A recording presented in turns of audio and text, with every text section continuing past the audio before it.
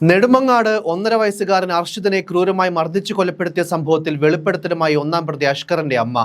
അഷ്കർ കുഞ്ഞിന് ആഹാരം വാരിക്കൊടുക്കുകയാണ് ചെയ്തിരുന്നതെന്നും ആഹാരം കഴിക്കാതെ വന്നപ്പോൾ ദേഷ്യം വന്ന് കുഞ്ഞിനെ ചവിട്ടിയതാകാമെന്നും അമ്മ പറയുന്നു.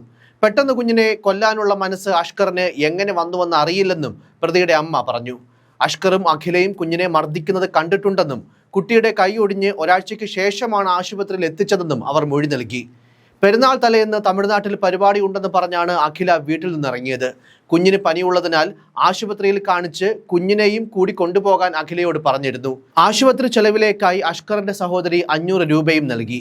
കുഞ്ഞിനെ ഒരുക്കി അഖില മുകളിലേക്ക് പോകുന്നതാണ് കണ്ടത്. രാത്രി അഷ്കർ വീട്ടിലെത്തുമ്പോൾ കുഞ്ഞ് കയ്യിലുണ്ടായിരുന്നു. കുഞ്ഞിന് എന്തെങ്കിലും സംഭവിച്ചാൽ ജയിലിൽ പോകേണ്ടി വരുമെന്ന് അഖിലയെ വിളിച്ചു പറഞ്ഞിരുന്നു.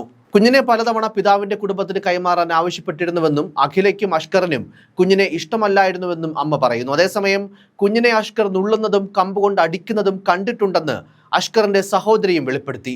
അങ്ങനെ ചെയ്യരുതെന്ന് പലവട്ടം വിലക്കിയതാണ്. നോക്കാൻ ബുദ്ധിമുട്ടാണെങ്കിൽ കുഞ്ഞിനെ അഖിലയുടെ വീട്ടുകാർക്ക് നൽകാനും ആവശ്യപ്പെട്ടിരുന്നു. കുഞ്ഞിനെ ഏറ്റെടുക്കാൻ പിതാവിന്റെ കുടുംബം സമ്മതിച്ചതാണ്. എന്നാൽ വിട്ടുകൊടുക്കാൻ അമ്മ അഖില തയ്യാറായില്ല. അന്ന് കുഞ്ഞിനെ കൈമാറിയിരുന്നെങ്കിൽ ആ പിഞ്ചു കുഞ്ഞ് ഇന്ന് ജീവനോടെ ഉണ്ടായിരിക്കുമെന്നും സഹോദരി പറഞ്ഞു. അഖിലയുടെ പേരിൽ കൊലപാതക പ്രേരണ കുറ്റം ചുമത്തി കേസെടുത്ത് പോലീസ് അന്വേഷണം ആരംഭിച്ചിട്ടുണ്ട്.